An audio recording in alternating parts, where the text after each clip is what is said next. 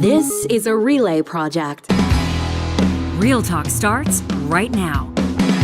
Here's Ryan Jesperson.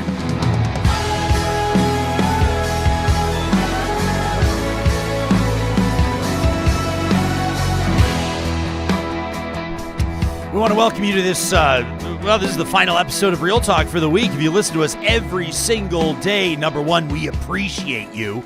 We want to reach through your AirPods or reach through this screen and give you a big double high five, don't we, John? Triple high or five. Triple high five. Or maybe we go the fist pound. Maybe we even go the side hug.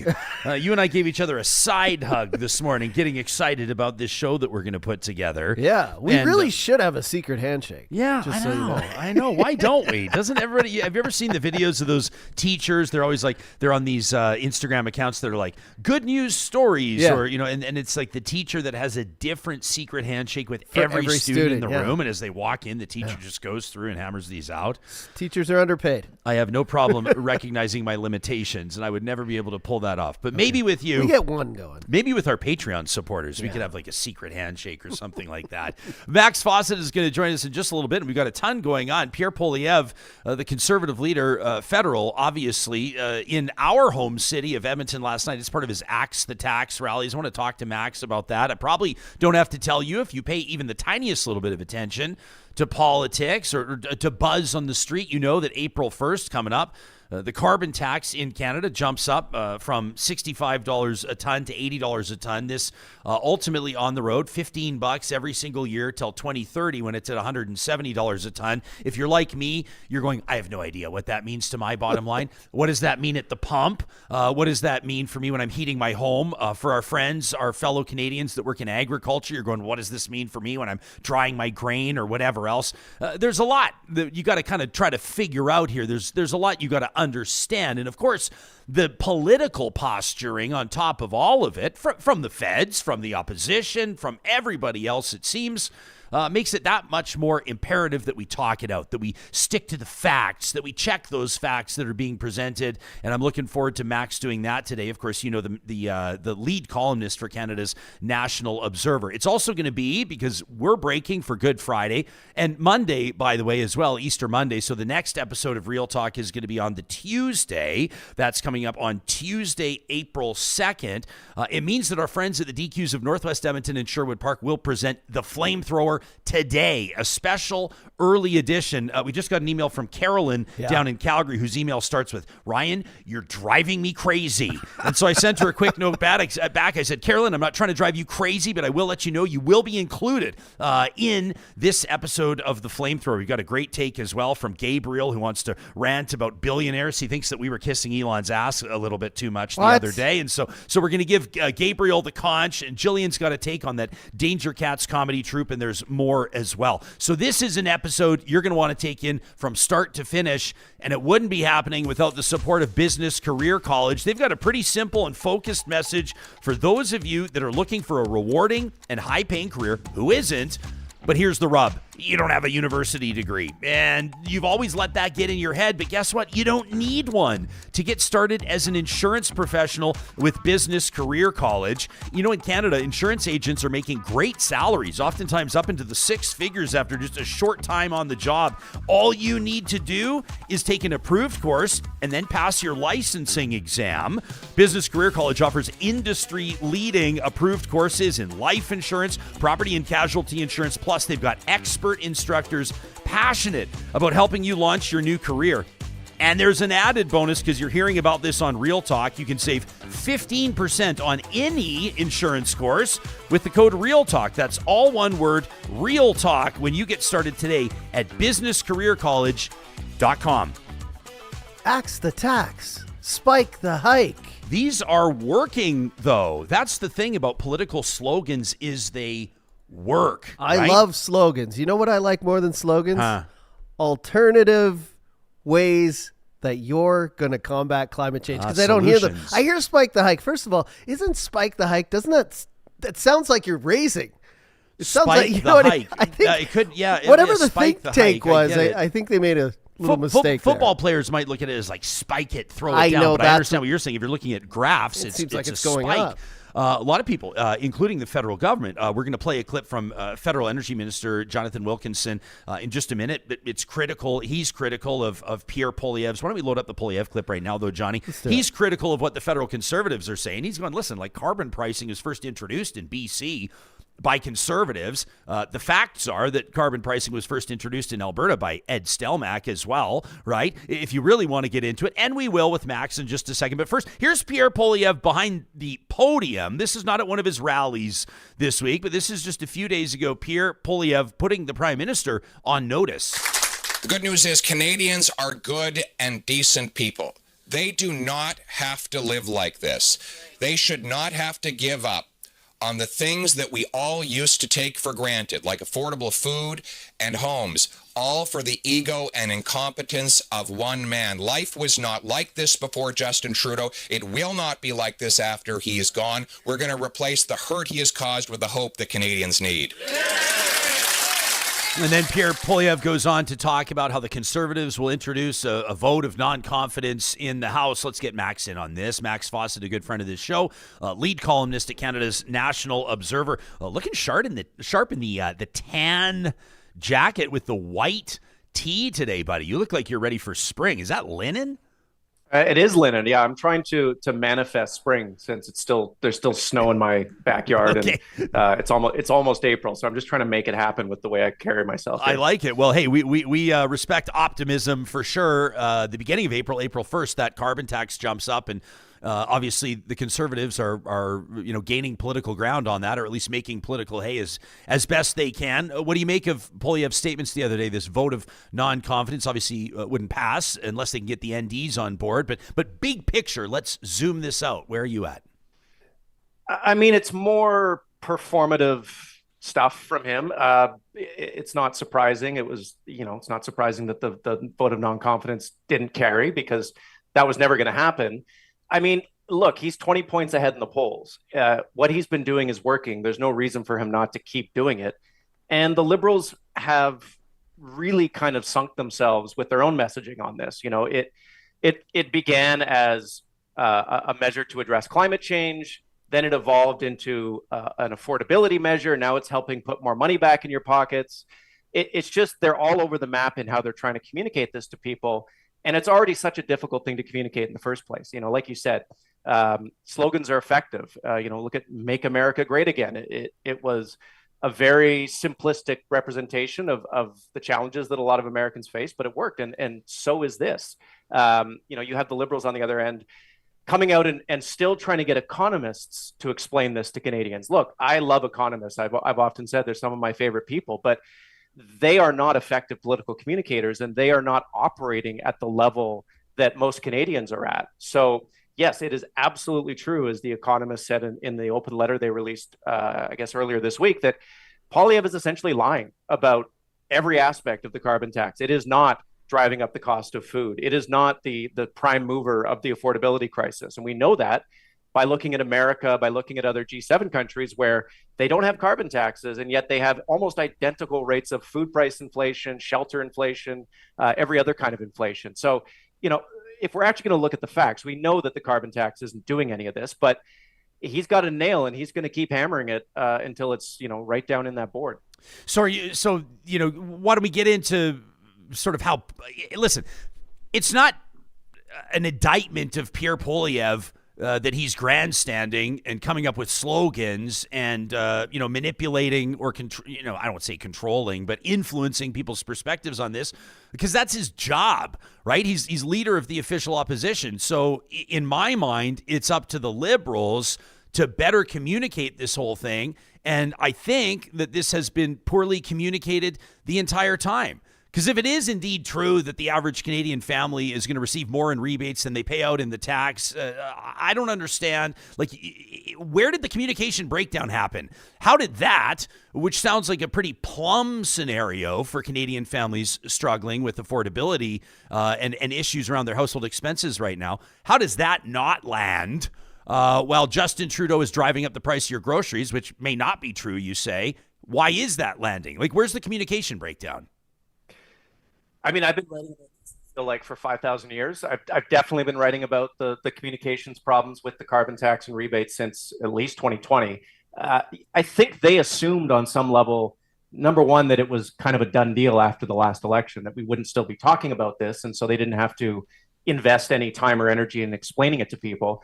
And they've used the wrong messengers, and again, I say this with all the love in the world to the economists in my life, but they are not great messengers.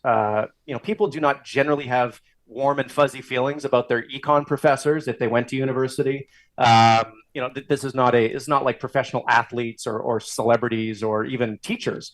And the way in which they've explained it tends to be pretty cold, pretty mathematical, pretty bloodless. And Poilievre is putting all sorts of blood into his explanation. I think at the end of the day, everyone is feeling the increase in grocery prices, in shelter costs.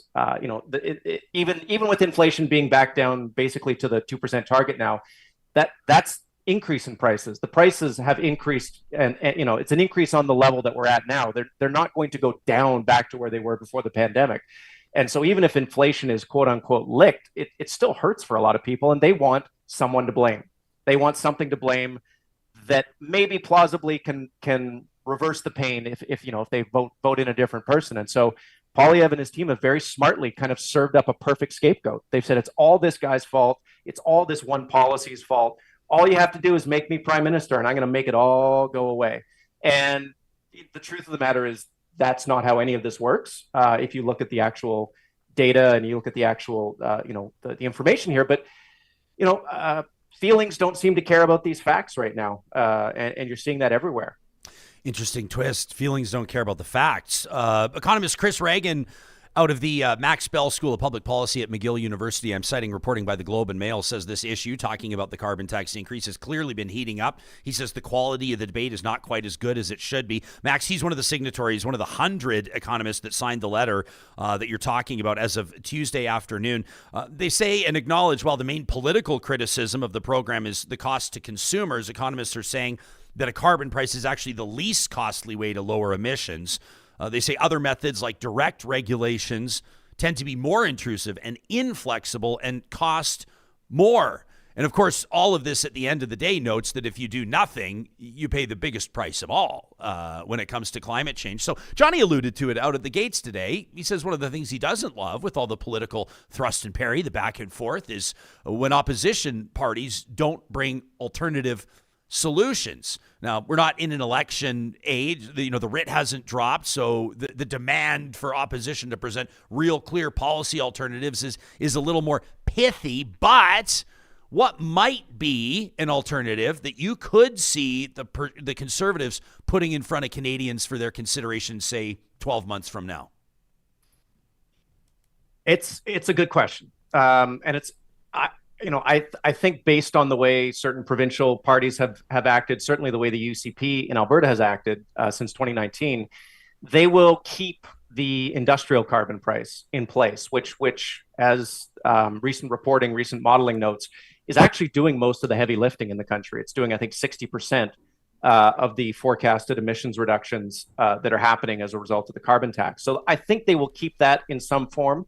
Like the UCP, I'm sure they'll dilute it for their favorite industries. Certainly, the oil and gas industry will get an easier shake than they're getting right now. But I think the conservative politicians in this country understand better than progressive ones, clearly, that you can't put the weight on the consumer. The consumer does not respond rationally to an additional tax on them when they can't see an obvious and tangible benefit. I think we all want to believe that everyone wants to fight climate change, that everyone wants to make things better for future generations. But I don't think when it comes down to it, a lot of voters do. I think if you gave them the choice between don't pay a tax today and maybe make things a little more difficult for your grandchildren tomorrow, they'd say, yeah, they'll be okay. They'll figure it out. Some technology will come along or someone will invent something. I don't need to pay this tax. It's their problem. And I think that's the part that a lot of progressives are missing, is they assume a level of buy-in to the goal of reducing emissions that may be there in lip service form, but is not actually there in people's hearts. And that's the bluff that I think they have to call at some point not before the next election, well before the next election, if they want to have anything resembling a fighting chance here. They have made the mistake, I think, you see that in Chris Reagan's letter there. They've made the mistake of assuming that politicians, and certainly conservative politicians, are kind of acting in good faith here and want to solve the problem the same way they do. And I just don't think that's true. Mm-hmm. I think Cheryl, I don't want to steal her thunder, but she said this on the discourse yesterday. You're talking about Cheryl Oates. Yeah, Cheryl Oates. It's great to walk into a room and say, who wants affordable housing? Who wants to not pay this tax? I mean, of course, everyone's going to say yes, but I don't hear what the alternative is. And when you elect someone on slogans, it's going to be really scary when they've promised you 3, 4, 5, 6, 7, 10 different things, and you haven't heard one single plan on how it's going to be enacted, right? That's a good shout out, by the way. It is Thursday, which means a brand new episode of The Discourse has just dropped on YouTube, and wherever you get your podcasts, you can hear Cheryl Oates and Erica Baruti's take on this issue and others, including Rakhi Pancholi pulling out of the Alberta NDP leadership race from two different perspectives, Conservative and NDP. Again, you can find them on YouTube or wherever you get your podcasts. We're hanging out with Max Fawcett, the lead columnist for Canada's National Observer. Okay, this is more of a question that you ask in the pub than like to a political panel. And I know you're going to roll your eyes, but I think it's worth asking. Aside from political pressure that would come from other nations, let's set aside for a moment Canada signing on to, accords and protocols and making commitments at climate summits and the like. What if the boldest move was Pierre Poilievre coming in and saying, we're getting rid of the carbon tax and we're not replacing it with anything. We're going to let Canadians get back on their feet financially. What if he made a real bold move? I don't recommend it. I don't think it's based in science one bit. And we're to say, we believe that this is cyclical. We've seen it before. We don't think that Canada emits enough in the global context to tax our citizens to the point that we have to here. And a Pierre Poilievre government will replace the carbon tax with absolutely nothing. It wouldn't probably play well in a couple of the big urban centers, but how do you think that might play out? I would appreciate the honesty because I think that's what he actually believes, and I think that's what a large part of his caucus actually believes. You see this whenever you get into conversations with them where they say, well, what about China? And we're only 1.5% of global emissions. And, well, isn't it good for growing seasons for crops anyway? So, yeah, let's just put it on the table that they don't think that climate change is actually that big of a deal. And that even if it is, it's not our problem to solve it. I don't know how that would play politically in this current situation. I think, people may be so tired of the Liberal government that they will put up with almost anything, including that sort of climate denialism or climate do-nothingism. I think the thing to remember here is, we are a country that whose prosperity depends on exporting things, right? We are an exporting nation. And one of the biggest things we export is fossil fuels. And we are very dependent on the United States and its willingness to buy our fossil fuels. And yes, if Donald Trump gets elected, I'm sure he will not give two figs about climate change. But Biden could very easily win. And even if Trump wins, there could be a Democrat after him. And at some point, the Americans are already talking about this. It's already a bill moving through Congress. They are going to put what are called border carbon adjustments on all imports coming into the United States, where they will tax anything that has a higher embedded carbon content than what they produce domestically. And so if we don't get our act in order in terms of the goods and services that we manufacture and sell and making them as low carbon as possible, we are going to be poorer. We are going to have less money. We are going to have less tax revenue. We are going to have fewer jobs. And that's supposed to be something that conservatives care about. And so I would love to have that debate in an election. I think the Liberals would too, which is precisely why I don't think Pierre Poilievre will go here. He will simply, fudge something together that looks like a climate plan but isn't. And we can see that with what the UCP did before the most recent provincial election here in Alberta. But there's a longer game here at play.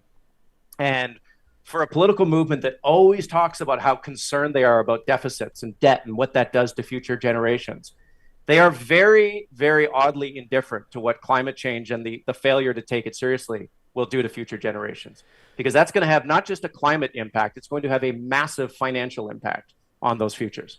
Is it fair to say, like, when we look back at the federal election, 2019, right, off the top of my head, Andrew Scheer, like Trudeau at that time, the blackface scandal was right there, and it looked like the Liberals were in a real, like, they were easy to be knocked off, put it that way. They were beatable. You know, it was like when the Golden State Warriors were all banged up against the Raptors in the NBA Finals, and we were like, the Raps could really do it, because Golden State is not who Golden State is right now, and that's what it felt like with Trudeau and the Liberals. And at the end of the day, I'll never forget sitting in a radio studio in Toronto the morning after the federal election, next to my colleague Danielle Smith, simulcasting a show back to Alberta, and the main takeaway for a lot of people was that Andrew Scheer had lost that election, had lost that opportunity. In the words of Peter MacKay, maybe had missed the wide open net because he didn't have a legitimate climate plan. Do you agree with that assessment? And if so, what's changed, if anything, from 5 or 6 years ago? I do wholeheartedly. I think if Michael Chong had been the Conservative leader in that election, the Conservatives probably would have won a majority. Andrew Scheer was so unlikable in all the ways that hurt the Conservatives most, in terms of climate issues in big cities and the rights of women, LGBTQ issues. So yeah, he missed a wide open net. What changed was the pandemic.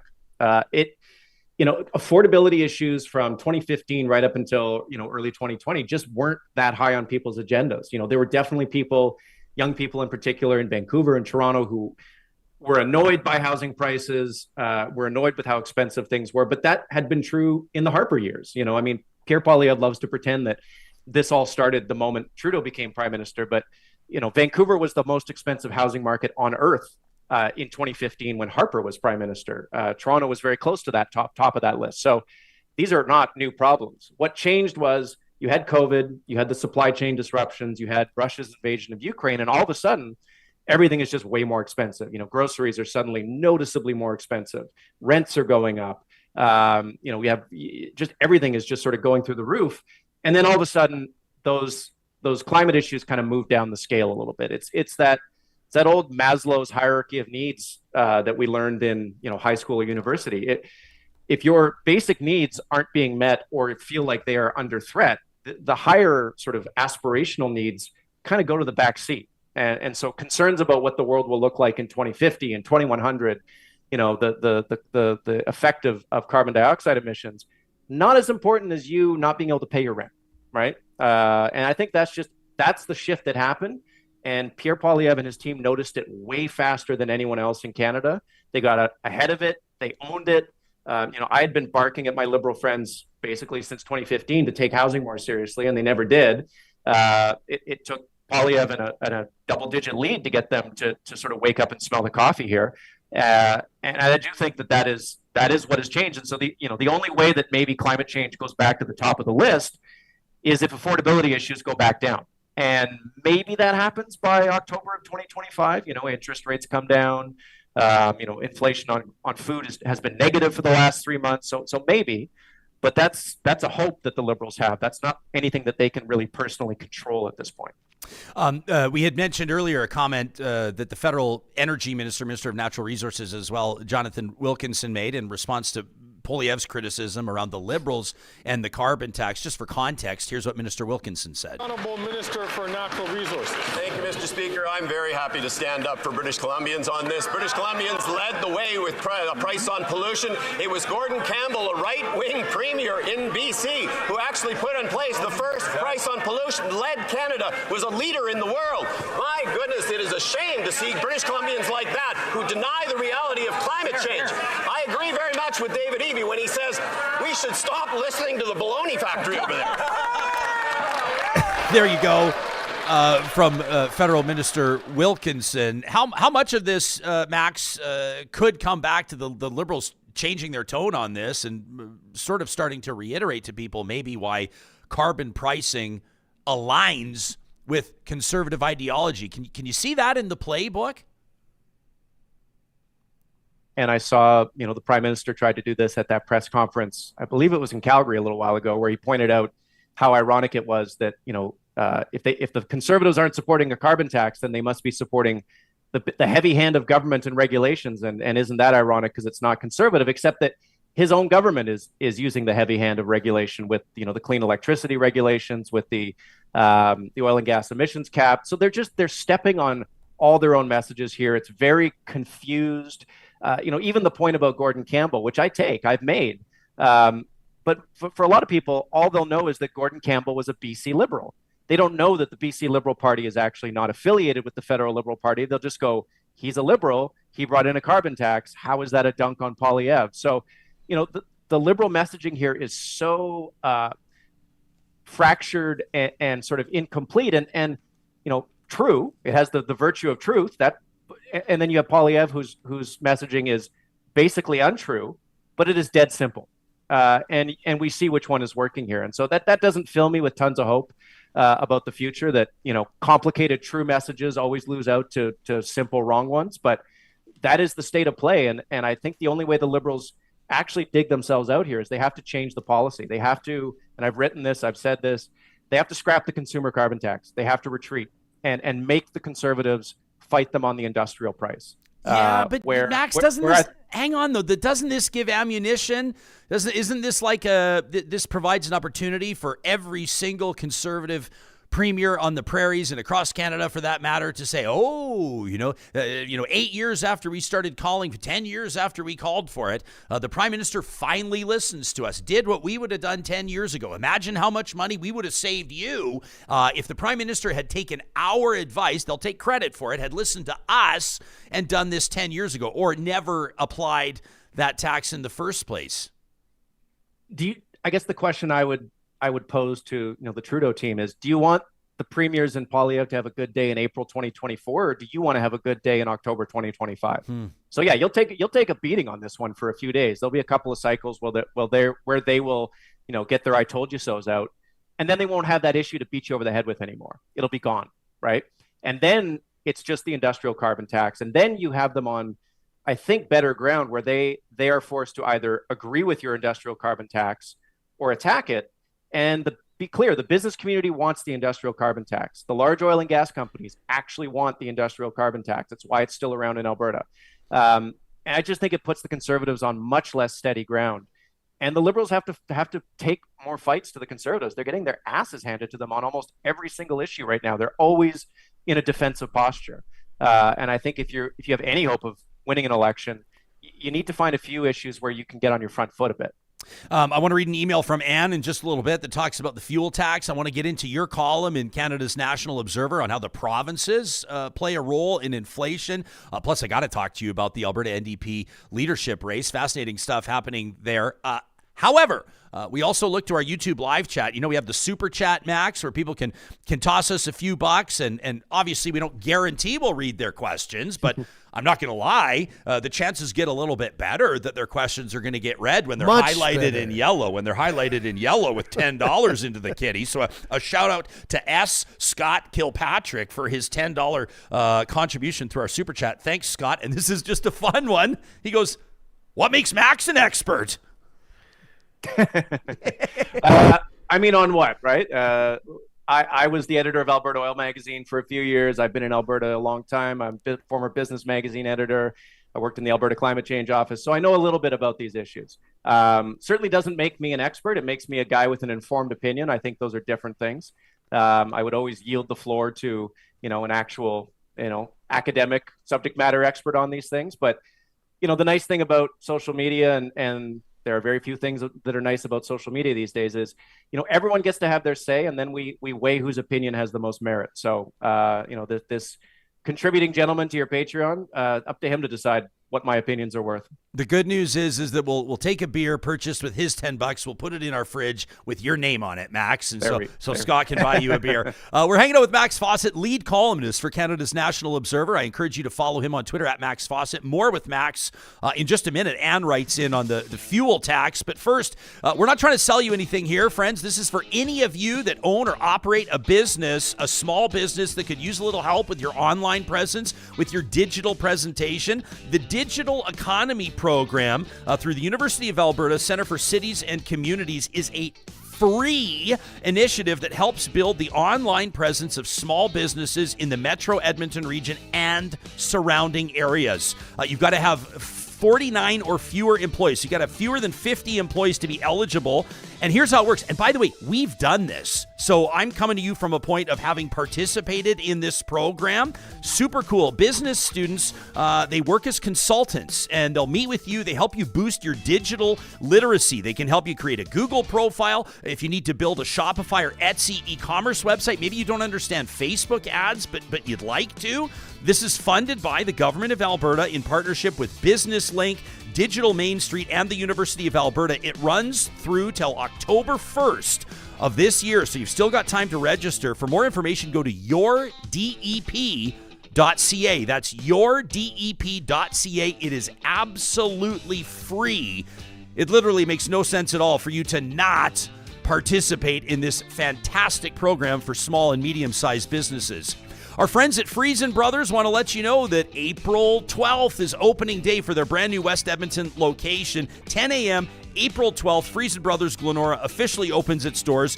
They invite you to join for the grand opening. Experience the best of fresh Alberta meat, including dry-aged Alberta beef, the artisanal creations of their sourdough bakers with Alberta's best sourdough bread, amazing food to enjoy in their restaurants. They'll have the fireplaces going, and so much more. Do not miss the grand opening of their newest store, Friesen Brothers Fresh Market Glenora, on April 12th. You can find out more details at friesen.com. Is your place, your home, due for a refresh? Could you maybe stand to invest a little bit in your closets, maybe your bookshelves, your entertainment center? How about that boot room that always just has shoes and mud everywhere? California Closets has expert designer and installers that would love to help you make the most of your space with their custom organizational systems. It all starts with a free design consultation. You can learn more at californiaclosets.ca. And a shout out, speaking of family-owned businesses, to our friends at Grand Dog Essentials Quality Raw Food, offering weekly delivery raw food for your dogs and cats to Metro Calgary and Edmonton areas. Their trucks stop off in central Alberta as well. There's some great resources on their website, granddog.ca, including really basic starter level understanding of the benefits of feeding your dog or cat a raw diet. There's tips on integrating raw proteins into a kibble diet. If you want to maybe understand a little bit more about supplements as well, your pet has joint issues, you're seeing the effects of age, maybe allergies are an issue in the spring, their blog is a great resource. And of course, when you send them an email or give them a call, real live humans respond. That's all part of the deal when you're working with Grand Dog Essentials Quality Raw Food. Just so you know, Max, you can always swear on this show. You don't have to say two figs when you're talking, okay? I'd love to hear a couple F-bombs. Maybe he's trying to keep it classy. Yeah, he is always. He's trying to keep it classy. We had Gil McGowan on the other day, and I said, if you're premier, or if you're leader of the NDP, what about this? And then he drops an F-bomb. You forced him to do it. I don't force anybody to swear, but I felt like you let him into it. I employed the punch power of the F-bomb. He reciprocated and then very quickly said, I guess if I want to be premier, I'll probably have to knock off with the F-bombs. I don't know. That was our episode with Gil McGowan a little bit earlier this week. More on that in a minute. But first, this email from Anne. We've been holding this, Max, for a couple of days because I wanted to put it in front of you to talk at ryanjesperson.com. Anne says, I can't imagine that I'm the only one who sees the discrepancy between what's being said and what's being done here. Or maybe I don't understand everything that's happening, but specifically with the tax on gasoline, the stuff that we use in our non-electrical vehicles. She says, although I could add that natural gas is what powers EVs, and I imagine that that's going to be taxed too. Good point from Anne. She says, Mr. Poilievre, the federal conservative leader, wants to axe the tax, and he preaches that loud loud and long across the country. He says it's too costly for families. Meantime, Danielle Smith, the Conservative Premier Alberta, is going to add the tax back on the gas that we buy starting April 1st, while at the same time talking about how hard it is for families to pay what they need to stay off the street, to afford their mortgages, to be able to afford food. The same time as this federal carbon tax goes up. She says, so like $17-ish from the province per liter, plus, 3 cents-ish from the national. I've not fact-checked those numbers. Says makes for a whopping 20 cents a liter starting April 1st. Who's kidding who? Says Anne, who is so completely stupid to not see what our premier is doing to us right here in Alberta. She says, I understand we want to blame Trudeau for that 20-cent hike because I guess maybe we don't see the bulk of it being imposed by the province, the UCP right here in Alberta. She says, but when it comes to the formula and who's going to pay for all of this, what a nightmare. What a nightmare that they're dropping into all of our heads. How gullible are we to be taking these politicians' word? She says, I hope people aren't that dumb, but I'm afraid that we are. Ryan, please draw people's attention to this. She says, I know that this show does everything it can, but please help us to understand the inner workings of the devious minds, says Anne, that set us up to be so gullible. That from Anne. How would you respond to that? And let's talk about the fuel tax. It's a different story in a way. Well, we definitely are that dumb. There was a guy who just passed away, I think yesterday, an economist named Daniel Kahneman, and he wrote this famous book that essentially laid out all the ways in which our brains don't work properly, and we have all these biases that we see the world through, and one of them is the confirmation bias. So if we see something that is not true, but it confirms our existing bias against a person, an idea, whatever, we're going to give that more weight. And so that's what happens with all sorts of political information. The UCP very smartly, very cynically understood that if they slipped this gas tax increase in at the same time as the federal carbon tax was being increased, the entire impact would be blamed on Ottawa. And that's exactly what's going to happen. You're going to see this big increase in the pumps. I think it's 7 point something cents, not 20 cents, because it's 4 cents on the provincial tax being restored and then 3 something on the carbon tax. But anyways, they're going to see a jump in their fuel prices, and all they're going to be hearing in the media is largely going to be about the carbon tax, not about the fuel tax, and they'll blame it all on Trudeau. So, a political win for Danielle Smith and her cynical team, and a political loss for probably a lot of other people who just don't have the time to parse these things. What I would point out is that the federal carbon tax increase comes with a proportionate increase in the rebate. I know people don't like to hear about that, but your rebates get bigger, and your rebates get bigger before the carbon tax increase actually takes effect. There is no rebate on the restoration of the fuel tax. There is no rebate there. So that is just all money that is going to the provincial purse. I think we know if the feds did that, they would be accused of any number of terrible, grievous sins by the Canadian Taxpayers Federation and conservative politicians. But they're oddly silent on the Alberta government's increase in the fuel tax. So, it is sort of a par for the course kind of hypocrisy, but a frustrating one all the same. Want to let people know at nationalobserver.com, they have a subscription special right now. We always want to encourage our audience members to support independent journalism. Max, you're the lead columnist there at nationalobserver.com. Take us into your March 21st column. The provinces are driving inflation now. This is a conversation not a lot of people are having. What's the argument? Well, the argument is that Pierre Poilievre has made plenty of hay on blaming the federal government for causing inflation. He's blamed, the deficits, the money printing, the carbon tax. And obviously, if you dig into the facts there, almost all of that is actually not true. But it is true that provincial policies are making the cost of living higher for a lot of people in this country. So in Alberta, obviously, we have the gas tax issue. We have the electricity prices issue. That is, the fact that we're having these massive electricity bills. Now they've settled down in recent months, which is great. But the ones we had over the winter were entirely the product of policies implemented by the UCP government. We know that you've had people on your show to discuss it, I think, many, many times. In Ontario, you have the Ford government making policy decisions that essentially result in higher electricity prices for ratepayers there, higher gas prices. They basically overruled their utilities board, which wanted Enbridge to pay for the cost of hooking up new gas infrastructure, and instead decided to spread it out over the entire rate base. That's going to drive up bills there for a long while to come. So there's all these little decisions that these provincial governments are making that are actually driving up the cost of living, actually making things more inflationary. They're the ones that should be getting the blame. But of course, they're much happier to put it in Trudeau's lap, and Poilievre is helping them on that front. And in many respects, the Liberals aren't doing themselves any favors in the way they communicate about inflation.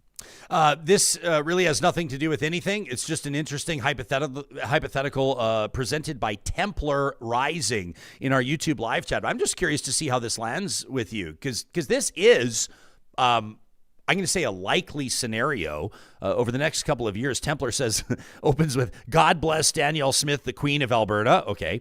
Goes on to say, imagine how wonderful the world will be with Trump, Pierre Poilievre, and Danielle Smith in charge.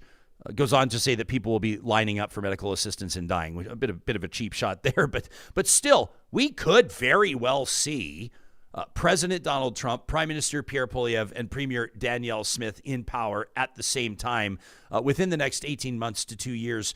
How do you think that would change the political dynamic in Alberta, in Canada, in North America, and the world in 30 minutes or less, please?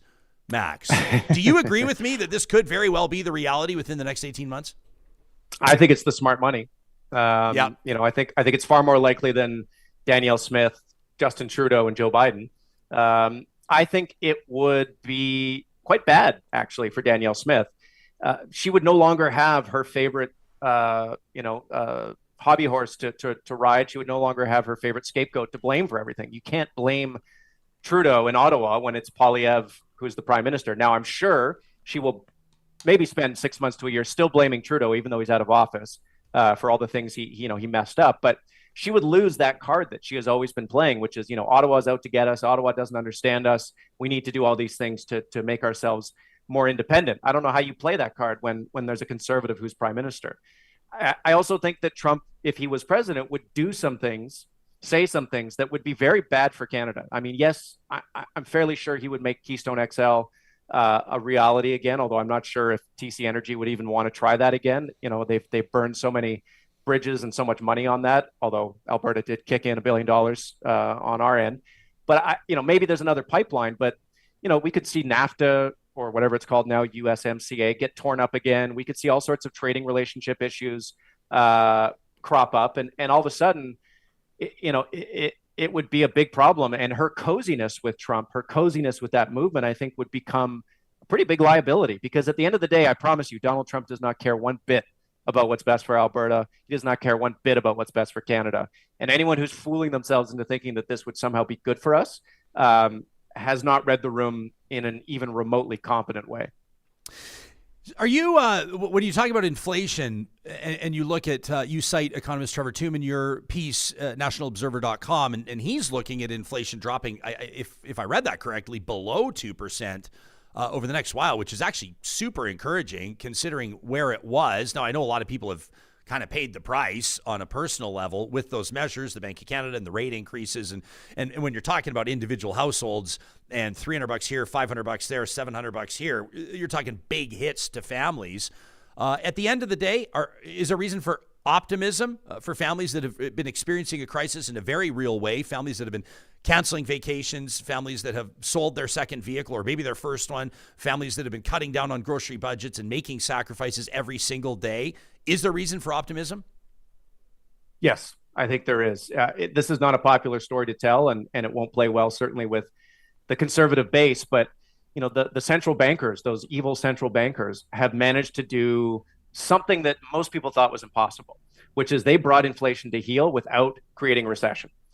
Canada is sort of quasi-recessionary right now. I think we're still, not technically in one. The United States is booming, in large part because the government is running massive deficits there.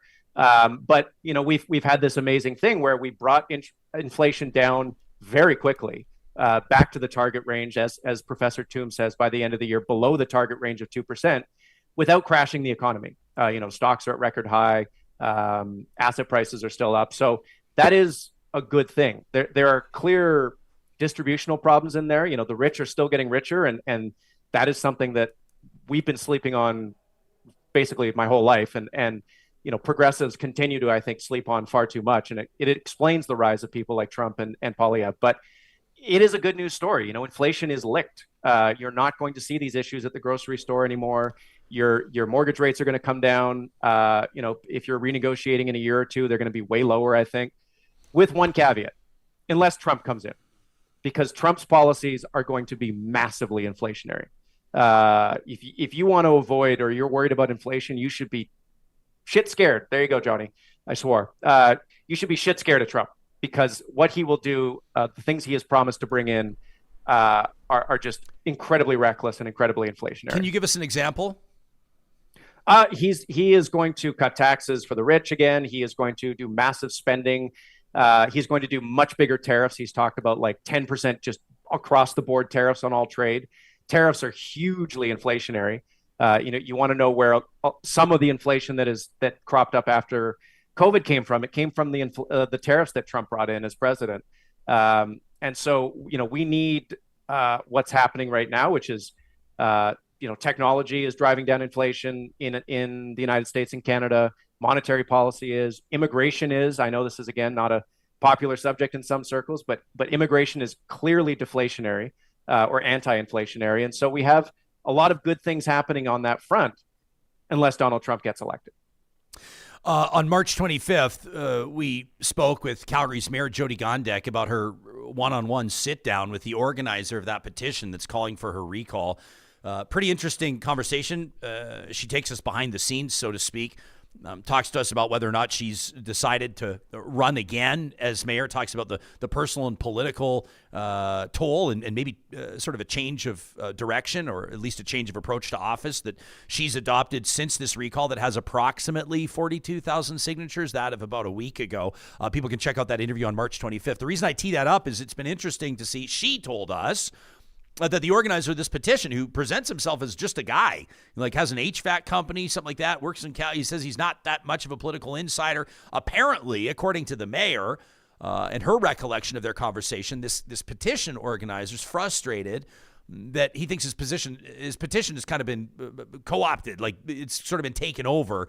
I can tell you that we're receiving emails to our inbox, our Real Talk inbox, that are talking, they're presenting themselves as from the Recall Gondek campaign, but the emails are being sent from conservative organizer Craig Chandler, which is pretty interesting. And actually a rare moment of transparency, I guess.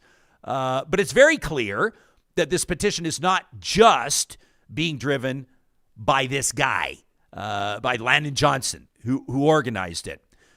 So the implication is, or the suggestion is that the 42 or 45 or 50,000, however many people end up signing this thing, are providing their personal contact information to organizers of a slate, if you want to call it that, or a municipal provincial party.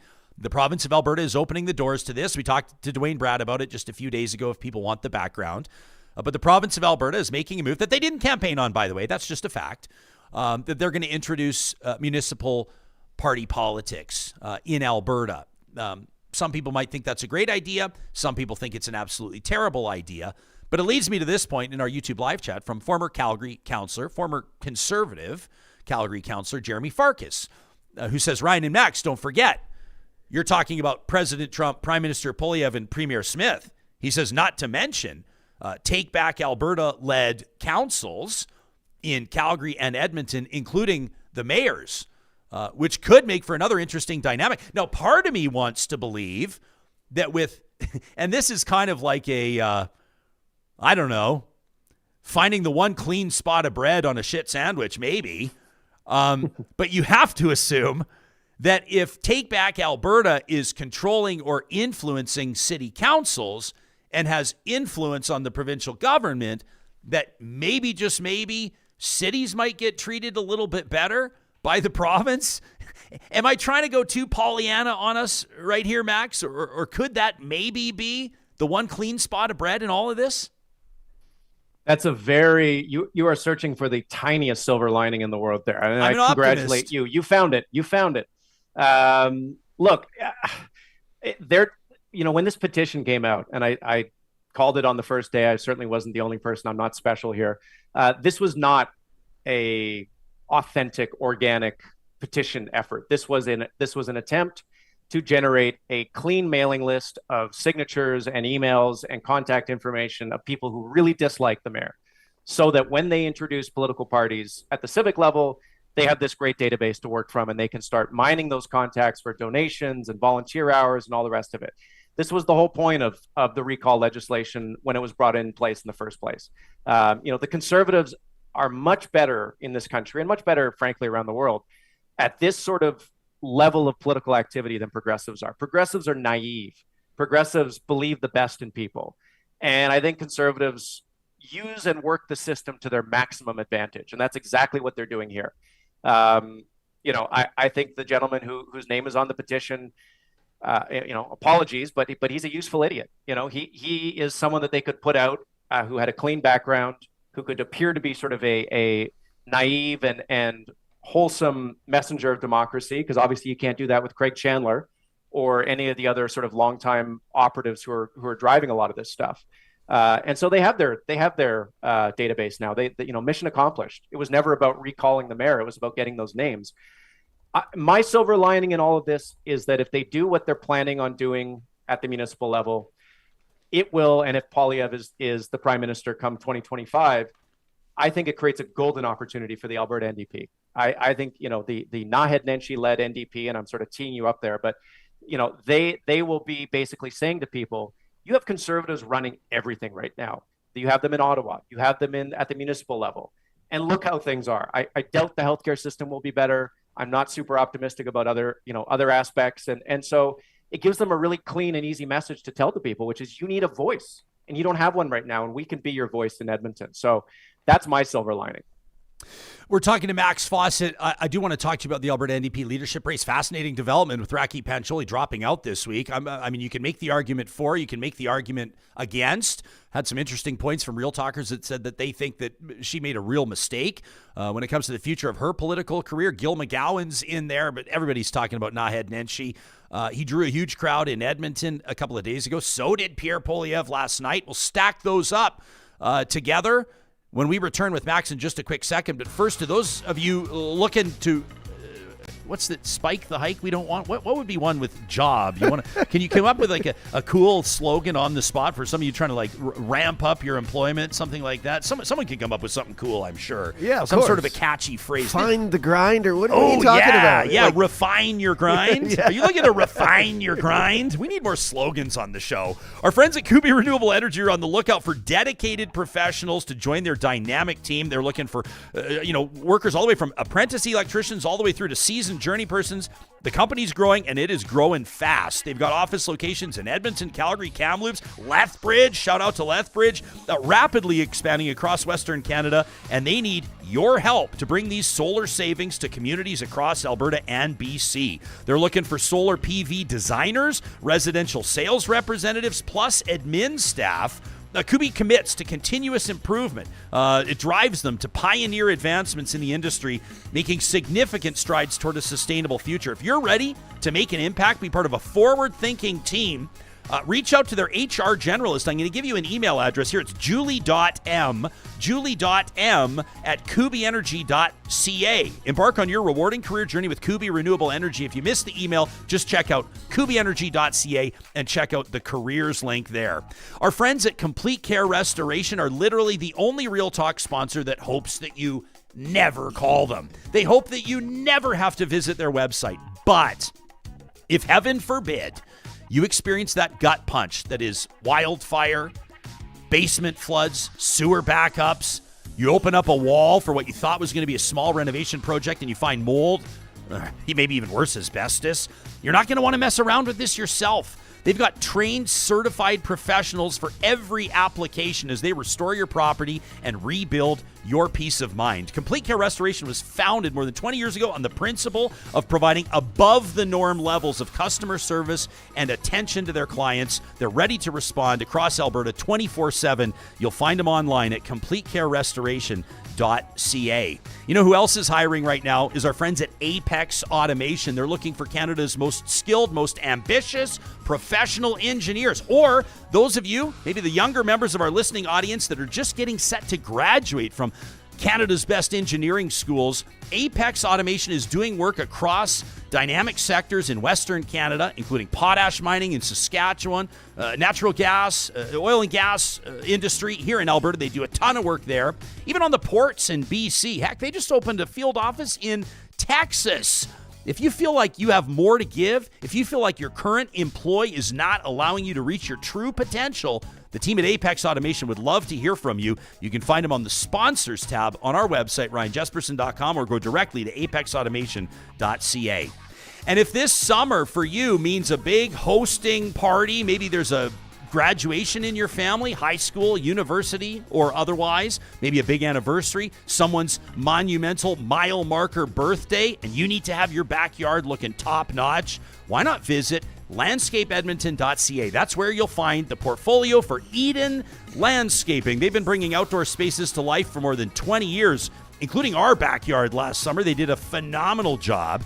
I can't wait to show you some of the photos. I'm going to show you live photos this spring and summer as that snow melts and this yard takes shape. Johnny, I keep getting excited about these Japanese lilacs. We've never had lilacs before. Really excited about that. They do full project management, including excavation, stone and woodwork, retaining walls, water features, outdoor kitchens, and more. Maybe some nice feature lighting. You learn more about their philosophy and their approach to listening and design. That's Eden Landscaping at landscapeedmonton.ca. Slogans. How long till Poilievre is just rapping up there? Yeah. You know? Maybe just we're busting Justin on his climate corruption and rhymes from the dome, we're bringing it home. And dude, I knew it's just all slogans. I knew if we gave you 2 minutes, you were going to come up with something absolutely fantastic. Shout out there. And that was really good, Johnny. And a shout out to Ken on our super chat. Ken, thanks for the 5 bones. He says Max can be pretty combative, but I sure respect his knowledge and opinion, and I love seeing him on the show. So do we, Ken. Appreciate that. Max, you know, some of my best friends absolutely can't stand you, and they never miss an episode when you're on the show. That's a pretty great compliment, I would say, wouldn't you? You're not a guy afraid to have a few enemies out there.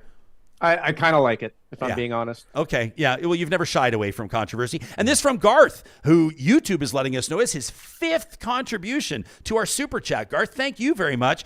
He says, hang on a second. He wants to circle back to your comments on Donald Trump. He says, more people competing for scarce commodities is anti-inflationary. Does this guy want to be taken seriously? What would you say to Garth?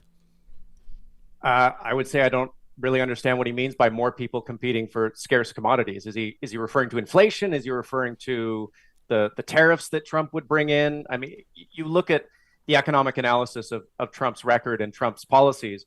It is not controversial to say that tariffs are highly inflationary. In the same way, it's not controversial to say that carbon taxes are the most efficient way to reduce emissions. Like, people may not like the sound of those things, but they are those things we know as facts. So I'm sorry if Garth doesn't like them, but that's the way they are.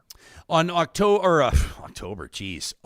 27th, our episode, which was just yesterday, if you're listening to us on the daily, which we appreciate, we had a chance to check in with Rakhi Pancholi. Didn't do a lot of interviews after pulling out of the Alberta NDP leadership race, but she tells us when she made the decision. She tells us why she made the decision. You can find that interview, Real Talkers, on our YouTube page, or of course wherever you get your podcast. Were you surprised to see her drop out of the race with 3 months to go and endorse Naheed Nenshi? A little. You know, I as you know, I am a enthusiastic supporter of Rakhi's. I think she's probably the brightest light I've seen in politics in the last few years, and I was really excited when she decided to run. But you know, one of the things about her that I like is she listens to the data. You know, she's a lawyer, she's a fact-oriented person, and I got a sneak peek at the membership numbers that she also got to look at, and you just can't argue with what came in. You know, I think she thought that maybe the enthusiasm wouldn't be quite as big for Nenshi as it is, but The numbers speak for themselves. Look, that image from the rally in Edmonton he held the other night speaks for itself. The man is a movement right now. You know, he can pull people into a crowd. He has that sort of that magnetic appeal. And at the end of the day, as Rakhi said, you know, what she wants is to grow the party. That, to me, that picture there looks like part of growing the party. And so now, you know, she's going to assume, I think, a very senior role inside his campaign and his effort to make the Alberta NDP more than just a left-wing party. It's going to be a party for as many Albertans as possible. It's going to reach out to more people than it has in the past, and I'm sure there will be some pushback from that, from maybe some of the more loyal and longtime faithful. But that is the right way to win the next election, and that is the only thing that should matter to New Democrats right now. And I think her and Naheed are entirely on the same page there. And look, as to her future, I think she still has a great future. I think she would make a wonderful finance minister. She would make a wonderful education minister, whatever she wants. And look, they will need somebody after Naheed Nenshi to be the leader of the NDP. And I think perhaps she will be even better poised to take that role on than she was to take it on now. Okay, so you're talking about Nenshi like it's a no-brainer. You're talking about Nenshi like this is just might as well hold the vote today. It's done? You're giving no credit to the Hoffman or Ganley campaigns? No. I mean, best of luck to them. But this thing is done and dusted. I would not be surprised if we saw someone else pull out. He has the momentum. He has the organization. He has the media attention. He has the message of the moment.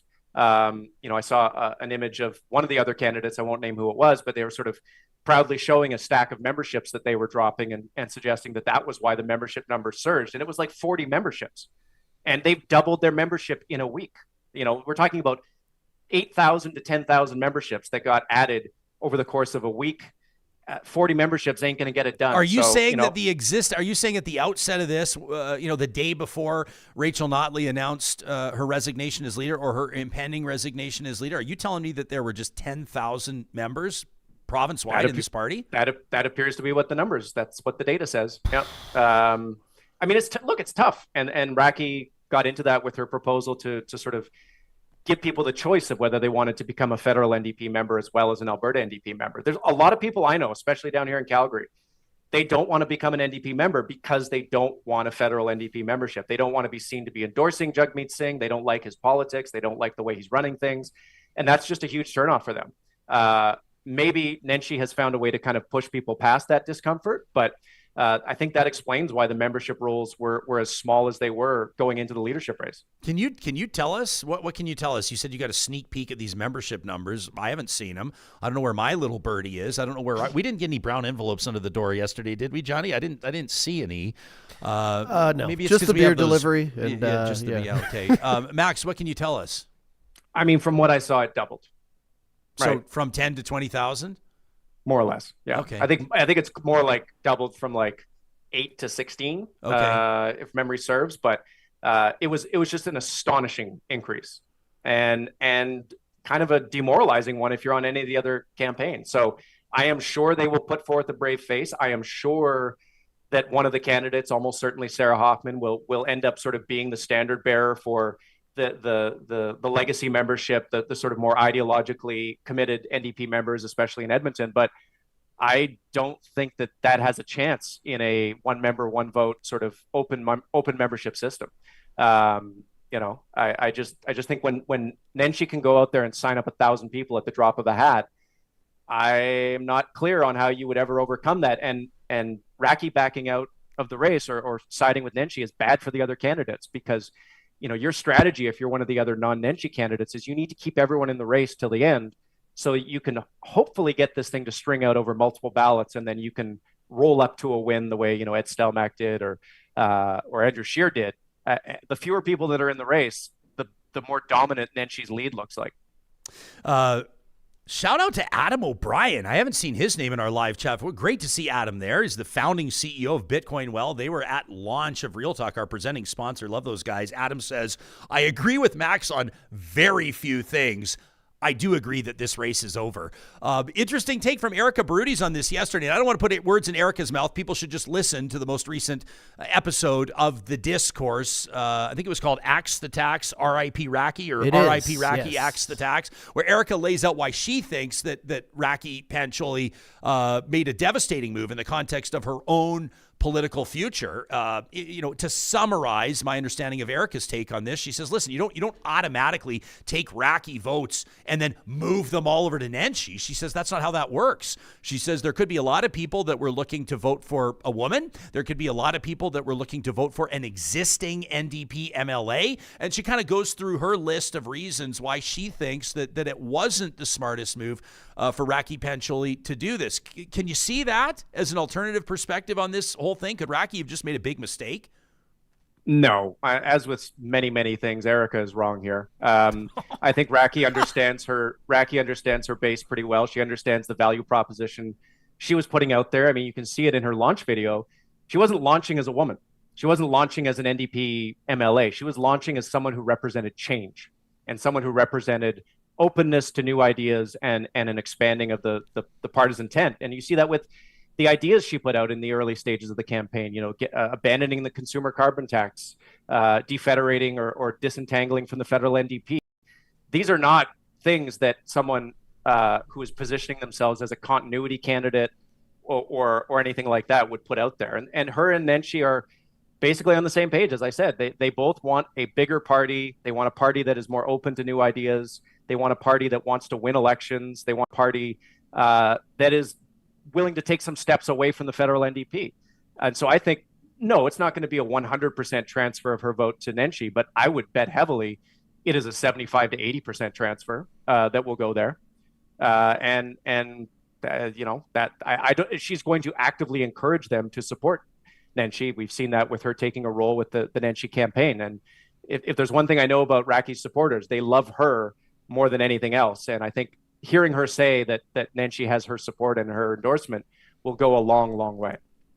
Larry in our live chat is wondering if he says, Max, does Nenshi have the commitment to Albertans, the values, not pandering to big business, especially fossil fuel, the greedy, standing up and doing something meaningful in the climate crisis? Or do you think the Alberta NDP lust for power could wind up in them resorting to selling out? We've seen that kind of a recurring message. It's kind of a recurring question from real talkers that don't believe that Nenshi's paid his dues. He wasn't there to build the party. He's not an existing MLA. He has no party leadership experience. There are knocks against him. Sure. That sort of purity testing stuff is, to me, so dangerous and so gross. That's the stuff that will return the NDP to 10 seats. The idea that you have to pay your dues, you have to be knocking doors for 30 years, and you have to be on 10 constituency associations before you can have an opinion. That's not how politics works anymore, and it's not how it should work. So I don't put any stock in that. As to the notion that he will sort of sell out to big business, I heard those same concerns from harder core New Democrats about Rachel Notley. I heard it for years that she's too close to the oil and gas industry. She doesn't criticize them enough. She's too nice to big business. The fact of the matter is, you cannot be an ideological left-wing leader and win election in Alberta. It's just not how the numbers work. And I think Nenshi has shown in winning 3 elections in Calgary as mayor, running against Conservatives, that he knows how to find that line, that point where he is speaking to the concerns of progressives while also speaking to the concerns of people who maybe rate the economy higher than other things. And that doesn't mean selling out to big business. It just means understanding that more jobs, more prosperity is actually a good thing for everyone, and that progressives should want more jobs, more investment, more productivity. It's just all in how we do it and how we, make sure that the spoils of that are not accruing to just one person or 1% of the public. So I have no doubt that he can walk that line, that he can appeal to a wider swath of the province than anyone else in the race now that Rakhi is not in it anymore. I'm sure there will be concerns, and it's his job to dispel them. But, the good news from his perspective is that if he wins the leadership, when he wins the leadership, he'll have 3 years to do it. I want to ask you about this. This is pretty interesting. This is kind of like it's a tale of one city. It's Edmonton, and we've been trying to make sense of Edmonton's political dynamic for quite some time, how it can vote almost exclusively NDP in every provincial election, and then not quite exclusively, as a matter of fact, not even close. In the federal elections, they send a couple NDP members of parliament. They depending on the race, they'll send, maybe one or maybe a couple Liberal MPs to Ottawa, and then the majority of them are conservatives, and pretty fascinating to see basically back-to-back rallies in Edmonton within the last week or so. Check this out. This is shared by a guy on Twitter, Yukon Strong. This is a photo of Pierre Poilievre's rally at the Edmonton Convention Center last night. It's packed. Whether you like or dislike Pierre Poilievre, you can't deny that room is packed with people. I don't know how many are in there. I'm going to say, 3,000 off the top of my head. That's my guess. And then check this out. Also shared by Yukon Strong, but not in a complimentary way. He's actually quite critical of Naheed Nenshi. But the point is, Nenshi packed a room as well. I don't know how many are in there. Looks to me, 1,500, 2,000, something like that. The point is, a so-called, I think Nenshi's been perceived to be somewhat, friendly with the federal Liberals over the years. He's obviously now seeking to be leader of the provincial New Democrats, and then everybody knows where obviously Pierre Poilievre stands on this. What do you make of this? I mean, obviously, aside from the fact that there's a lot of people in Edmonton or that traveled into Edmonton that are very engaged politically, but pretty interesting to see that, isn't it? I love it. I love politics that aren't predictable and that are messy and don't follow along clean lines. I do want to sort of point out there's been this consistent criticism I've seen from conservatives that Nenshi's crowd was a bunch of old white people and gee, if that was Poilievre, wouldn't you call that out? I know from event organizers that all the young people were at the back of the room because they made the conscious choice to let their elders sit at the front of the room. So I would think that would be a thing that conservatives would support. Apparently not, but whatever, let's move on. The difference there, I think, is, at the provincial level, there isn't really a Liberal Party anymore, right? It is a joke of a joke, and it has basically been eliminated. And so you have every progressive in Edmonton, and there are more progressives in Edmonton than in Calgary, there always has been, all voting for one party, all voting for the same party. At the federal level, you have a split, and the split tends to work, well, it always works, in the federal Conservatives' favor. I mean, look at Edmonton Centre going into the next federal election. You're going to have Randy Boissonneau, who is a cabinet minister for the Liberals. And then you're going to have Tricia Estabrooks, who is a very, very capable and talented former education Edmonton school board chair in Edmonton. And they're going to split that vote, and the Conservative candidate's going to walk right up the middle. James Cumming. I can guarantee it. So it is just about the economy, the economy and efficiency of the Conservative vote at the federal level, and the economy and efficiency of the NDP vote at the provincial level. But I love it. I love that people back east can't make heads or tails of it. They don't know what to make of it. I think it speaks to the fact that Alberta is a little bit less ideologically consistent and one-dimensional than they would like to believe. Yeah. I don't love the whole this guy or that gal's only drawing crowds of old, gray hairs, old silver-haired people. Old people vote. Old people vote. Number two, old people built this country when they were young, and we're all going to be old. So kind of beat it with that. I don't love that. We have been accused of being ageist from time to time. All the time. My commentary on Joe Biden probably qualifies. But ageism. I call that how I see it. But at the same time, writ large, I don't think you want to just look at and say, good on old people for showing up and being involved politically. If I'm walking with a cane or a walker, or if I have arthritis in my hip, for me to get up and go to a rally, I think you deserve a pat on the back there. And I appreciate that. And also on the flip side, just to keeping it real here, I don't think that any conservative, with respect to my conservative friends, any conservative wants to get in a pissing match over whose supporters are more elderly or more gray-haired. Yeah. I think that maybe you can pick and choose your rallies and say, oh, look at this one of Nenshi in Edmonton. But generally speaking, and I'm not going to become part of the problem that I'm criticizing here. I'm just saying, time tells and history shows that all parties can draw our senior citizens, and shout out to the senior citizens across this great country. We appreciate you. Max, we've taken you, overtime, because you told me, in the words of the great Anthony Bourdain, when I asked how long can you stay, you told us no limits. No limits, which I loved. But I do respect your time as a professional and a family man. So just quickly, let me touch on your most recent work at nationalobserver.com, Truth, Lies, and that RCMP report. in a brief synopsis, what does the average Canadian need to know about what's going on here?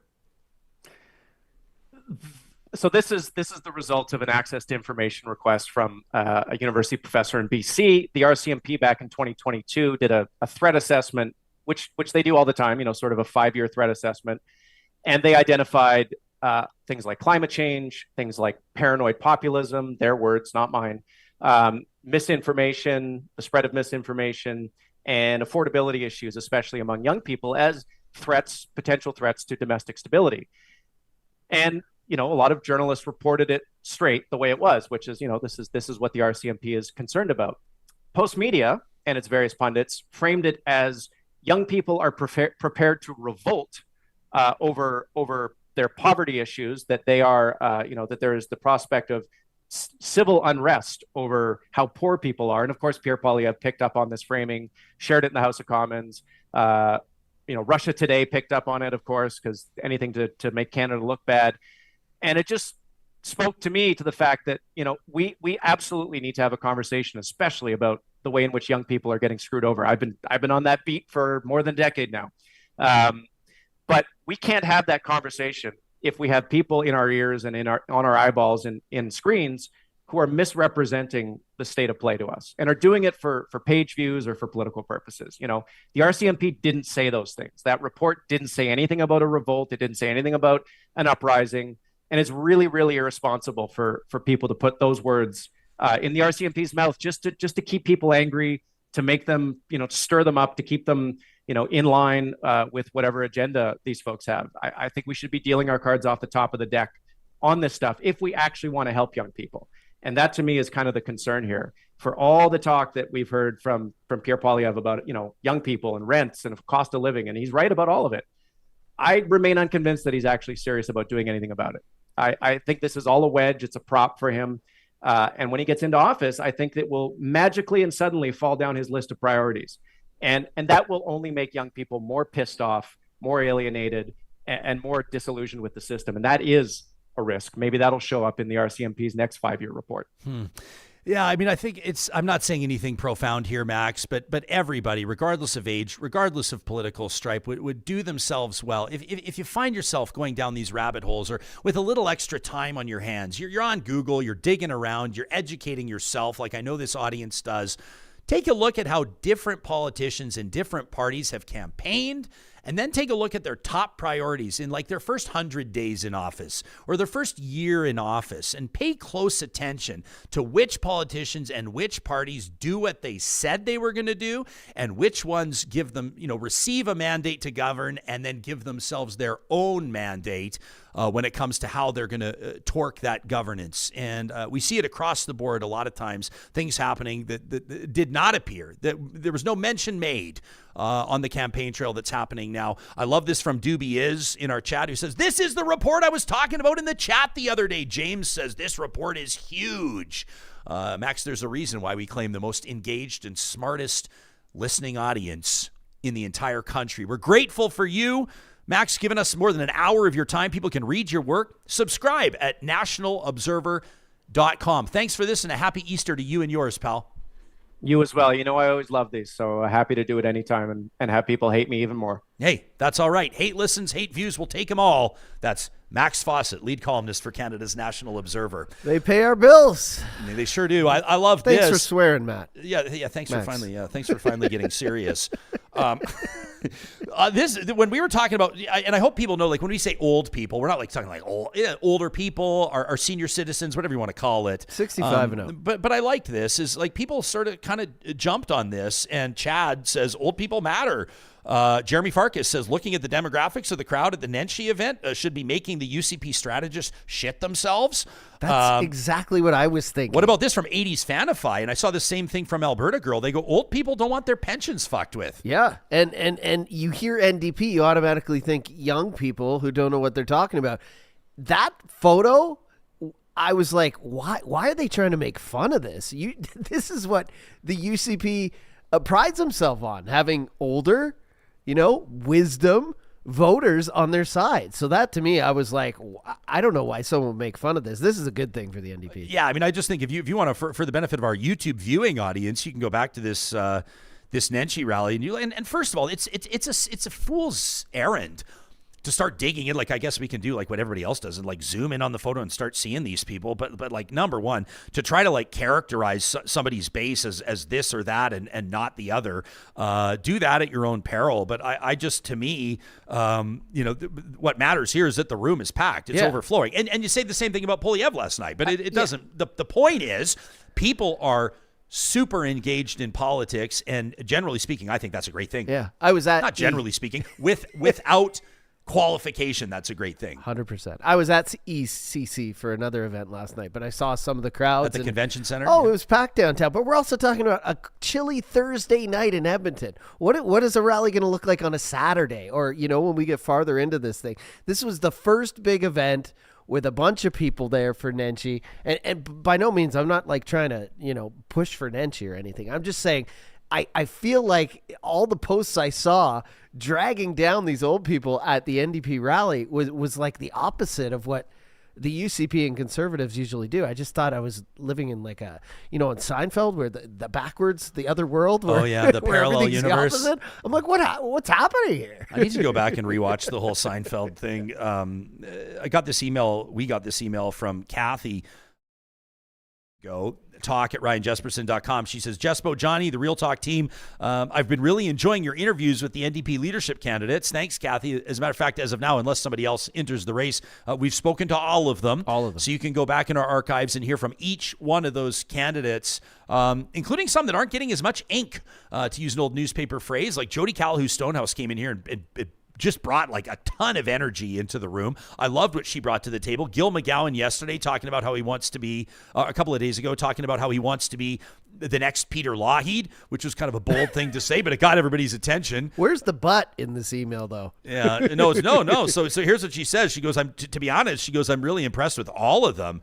What comes through loud and clear is their passion, vision, and qualifications. She says, in my opinion, Nenshi's a sharp, charismatic leader, has what it takes to go toe-to-toe with Danielle Smith, take her down a peg or two, the grit to call her out on her bullshit. I think he'll ultimately win the race, and I think he's got what it takes to win the next election, especially if conservative voters' bank accounts suffer enough over the next couple of years and finally start seeing this united conservative government for what it is. Kathy says, if your interviews have given me one takeaway, it's that each of these candidates would make excellent cabinet ministers in their own fields of expertise. I mean, a couple of them have held those roles. Ganley in justice, Hoffman in health.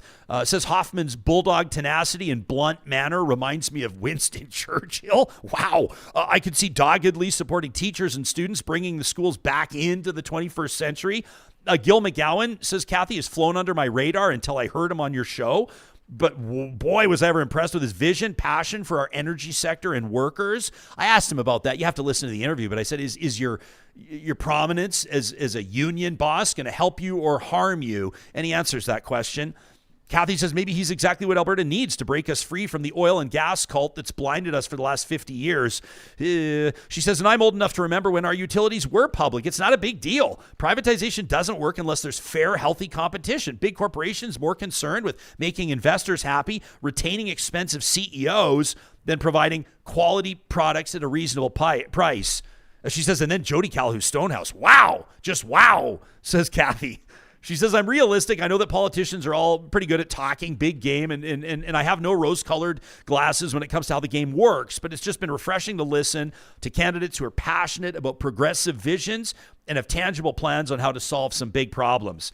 She says, I feel like these folks are grown-ups raising the bar compared to an immature race to the bottom I guess we'll see in a few years. She says, keep up the great work to the team. I wouldn't have a chance to properly assess these decision makers if it wasn't for Real Talk. Faithfully yours, Kathy. Thanks, Kathy. We sure appreciate that. So you can go back. A reminder, by the way, we undertook this same exercise when the United Conservative Party was looking for its next leader and spoke to all of the serious candidates in that race as well. For what it's worth, Travis Taves, and we spoke to obviously Danielle Smith and the others that were seeking that leadership. It's what we're all about is kind of a nonpartisan, real life, middle of the road, gray area.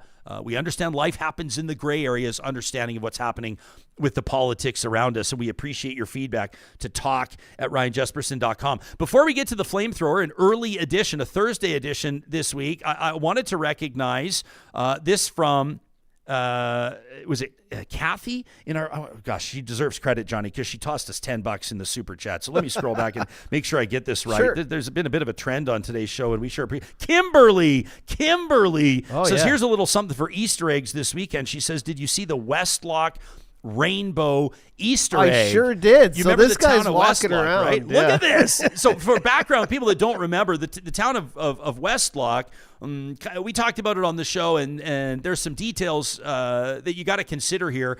But the town of Westlock essentially had like a plebiscite. Basically, their citizens voted on a motion to ban the flying of rainbow flags, the flying of pride flags on like public property, basically.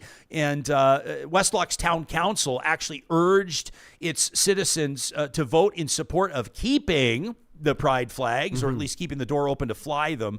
But ultimately that was defeated. It was a campaign that was fought in the town of Westlock, but the town has, in time for Easter, installed the Easter Bunny. These look like inflatables, I'm assuming, or are those people in there? The Easter Bunny and a rainbow-colored, a pride-striped Easter egg. Kimberly bringing that to our attention. This actually posted by Dr. Christopher Wells, who said, you might be able to ban rainbow crosswalks and pride flags, but you can't ban rainbow Easter eggs.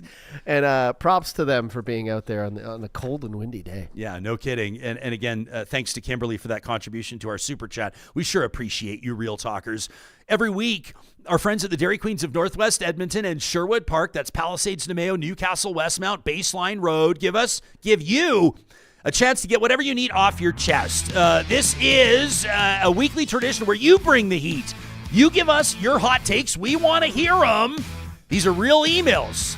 Submit it to talk@ryanjesperson.com. It's the Flamethrower. And this one from Gabriel after Johnny and I kind of chewed the fat on Elon Musk earlier this week, talking about his leadership at SpaceX and Tesla. And you remember, if you're a regular audience member, well, Gabriel says, guys, I know it's a good thing, earmuffs, kids. I know it's a good thing not to give a fuck about what random folks out in the world think, but geez, there's a few there are few things more pathetic than two men, he's talking about me and you, blowing smoke up the ass of a billionaire.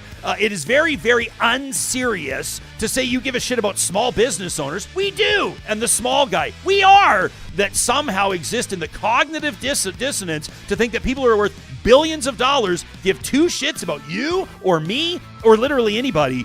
Gabriel says, I'm not going to waste metaphorical ink to go through the myriad layers of bullshit. Oh, he's talking about Johnny. Sorry, you're off the hook. He says that you and Adler tried selling. You're off the hook, Johnny. Congratulations. You and Adler tried. I only read the first paragraph. You and Adler tried selling us about a guy whose business literally wouldn't exist if it wasn't for the U.S. federal government. Billionaires are the bane of society. They're not risk takers. They're not a net benefit for anybody. If you think electric cars and dildo rockets and the altruistic bullshit of neural implants are not rooted in the extractive processes that maximize profit, then shit, do I ever have some cryptocurrency to sell you and Charles? Hey guys, you should have bought Bitcoin and held it like we told you to a couple of years ago. But back to Gabe's email, like you do you guys, but for fuck's sakes, Elon's not going to send you Bitcoin for all your pandering. Please, for the love of God or whatever, find some rational and logical consistency in at least some of your opinions, because it's utterly cringeworthy for you to carry water for a guy who's plenty capable of showing us every day he's a genuine piece of shit. Oh, sorry, an innovator. That from Gabriel. And the irony of having Gil McGowan on the show, who's dedicated his life to labor and worker rights, following the bloviating for a dude who hates few things more than workers having a collective right to resist the exploitative nature baked into the fabric of capitalism that Elon's the poster boy for,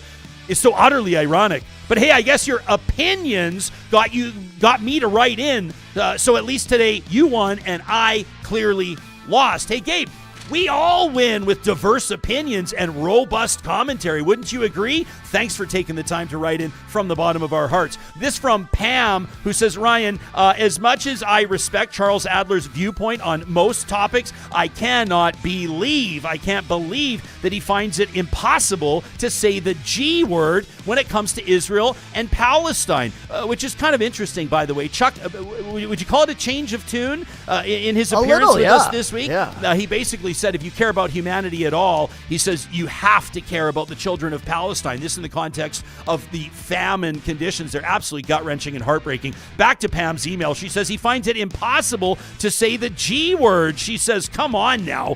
Call it what it is. It's a genocide. Goes on to say it is really, is it really taking the murders over 31,000 innocent civilians for him to think that it's close to a war crime? Goes on to say it's a fucking war crime, and it is genocide. That from Pam, who wants to call it what it is. Carolyn writes in and says, Ryan, you are driving me crazy. I poked some fun at the plastic bag ban, this after we talked to Mayor Jody Gondek, but it was all in good fun. I asked her if the pushback on the declaration of the climate emergency, if her council pushing back on the one-use or single-use plastics ban was giving her some pause for consideration that maybe Calgary's not where she thinks it is. So Carolyn writes in from Calgary and says it's not the ban that anybody hates, it's what it looks like. We all got used to taking our own bags to the grocery store, so yeah, we can get used to it, Ryan. But if the 15 cents went to the city for recycling initiatives, I'd be happy to pay. But it goes to like retail stores like the Gap or Apple, and the Gap and Apple don't need another 15 cents from me. It ended up being one more way for big corporations to make more money with the help of government. When it comes to fast food restaurants, it's gross. They took my dirty grocery bag from the floor of my car into their restaurant to put food in. It's also gross to put food on a tray, to hand it into the car and then hand it the same tray into somebody else's car. There's got to be a health violation there somewhere. And anyway, they use paper bags, not plastic bags. So again, I'm all for the move. I'm just against who gets the money and how the money's used. That from Carolyn. I'm sorry to drive you crazy, Carolyn. Not my intention. This one from Gillian. You remember that Danger Cats comedy troupe? These are the guys out of Alberta. They had a show canceled in BC. We talked about it on the show. You can look onto our YouTube main page. Look in the highlights for our coverage of this story. They were selling those Robert Pickton t-shirts, making light of one of the most horrific serial killers in Canadian history. Not like it's a ranking. I mean, obviously, everybody knows it's always going to be too soon to make fun of that, right? So Gillian writes in, and she says, regarding the protests and the cancellation of this comedy show by these Danger Cats, I feel like we need to be able to laugh at virtually anything, says Gillian. I don't have a problem with that. What I do have a problem with is who's telling the joke. I laugh heartily and uncontrollably if people who look like me or know what it's like to walk in my shoes want to mock our reality and our behavior. Female comedians, comedians of color with strict parents, white comedians married to people of color. These acts make me laugh all day long because we're laughing together. I don't feel like they're laughing at me. So how did these three dude bros from Alberta think they could walk into BC with an act that includes mocking residential schools, selling t-shirts mocking the victims of serial killer Robert Pickton, like Pickton Farms, 50 flavors of hookery smoked bacon? Really? I mean, I get that these guys want to shock, but in comedy you need to bring a certain level of cleverness and wit, and there is nothing witty here. Now, Gillian says, I don't believe in cancel culture, so hopefully these guys can get their act, no pun intended, back together, but they need to stay in their lane. I mean, maybe stick with topics that dude bros have insight on, like hockey rape culture, or small town folks who ban pride flags, or child abuse at rodeos. I mean, maybe the Danger Cats could fill an audience with dude bros willing to laugh at themselves, you think? As opposed to mocking dead prostitutes? Just a thought. That from Gillian. And this one from Paul, who says, I very much value real talk.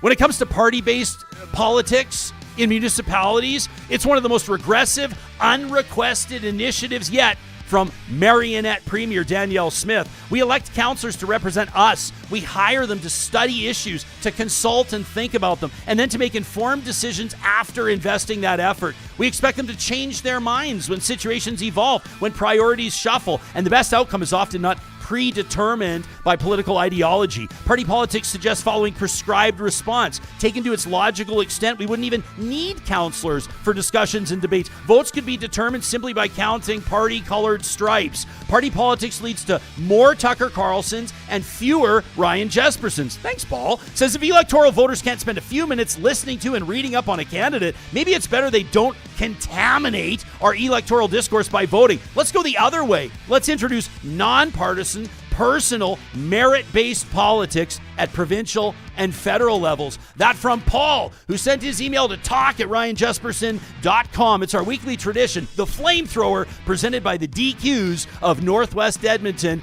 and Sherwood Park.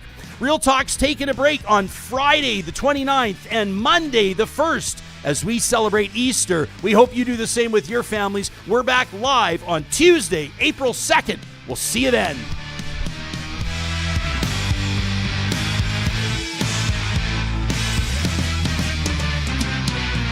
Real Talk is hosted by Ryan Jesperson, executive producer Josh Dunford, technical producer John Hicks, general manager Katie Cook-Chivers, account coordinator Lawrence Derlego. Real Talk is hosted by